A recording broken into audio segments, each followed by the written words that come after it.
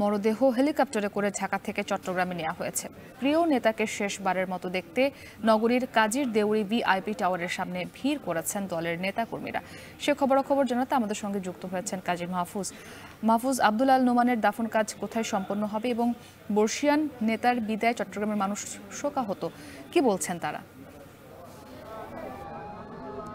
মুক্তি ঠিক 4:30টায় বিএনপির ভাইস চেয়ারম্যান এবং সাবেক মন্ত্রী আব্দুল আল নোমানের মরদেহ হেলিকপ্টার যোগে চট্টগ্রামের এম এ আজিজ স্টেডিয়ামে নিয়ে আসা হয়। এরপরে একটু আগেই হেলিকপ্টার থেকে অ্যাম্বুলেন্সে তার লাশটি তোলা হয়েছে। এখানে আমরা এসে আসলে যেটি দেখতে পাচ্ছি, তাদের প্রিয় নেতাকে দেখার জন্য শেষবারের মতো বিভিন্ন স্তরের নেতাকর্মীরা জড়ো হয়েছেন।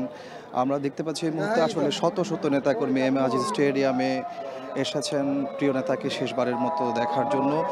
এই এম এ আজিজ স্টেডিয়াম থেকে মূলত তার মরদেহটি এই পর্যায়ে নিয়ে যাওয়া হচ্ছে চট্টগ্রাম নগরীর কাজীর দেউরিতে ভিআইপি টাওয়ারে তার যে বাসভবন রয়েছে সেখানেই মূলত মরদেহটি রাখা হবে। এরপর সর্বস্তরের মানুষ, বিএনপি নেতাকর্মী থেকে শুরু করে সাধারণ মানুষ তাকে শেষবারের মতো শ্রদ্ধা জানাবে। আপনি জানেন যে গেল মঙ্গলবার ভোরেই তিনি ঢাকায় ইন্তেকাল করেন। এরপরেই ঢাকাতে কিন্তু 3টি জানাজা হয়েছে। এরপর আজকে একটু আগেই চট্টগ্রামে নিয়ে আসা হয়েছে। আগামীকাল মূলত চট্টগ্রামের জমিয়তুল ফালাহ জামে মসজিদে জুমার নামাজের পরেই চতুর্থ জানাজা হবে।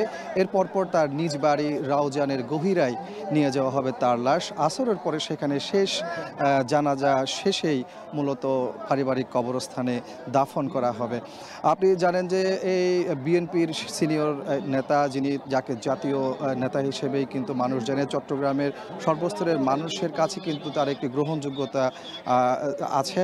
সেই জায়গাতে আমরা দেখতে পাচ্ছি নেতাকর্মীদের বাইরেও কিন্তু সব বিভিন্ন স্তরের মানুষ এই আব্দুল আল নোমানকে শেষবারের মতো দেখার জন্য এম এ আজিজ স্টেডিয়ামে এসেছেন। এরপরে তার বাসভবনে যাবেন, সেখানেও কিন্তু জনতার ঢল ইতিমধ্যেই নেমেছে তাকে শেষবারের মতো দেখার জন্য। সবকিছু মিলিয়ে বলা যায় যে আসলে আব্দুল আল নোমান শুধু চট্টগ্রামের নেতা নয়, তিনি জাতীয় একজন নেতা ছিলেন, এমনটি বলছেন এখানে আসা নেতাকর্মী থেকে শুরু করে সর্বস্তরের মানুষ, এবং সবাই তার আত্মার মাগফেরাত কামনা করছেন এবং শোক সন্তপ্ত পরিবারের প্রতি তারা সমবেদনা জানাচ্ছেন। মুক্তি। কাজী মাহফুজ যুক্ত ছিলেন চট্টগ্রাম থেকে। সময় হলো আরো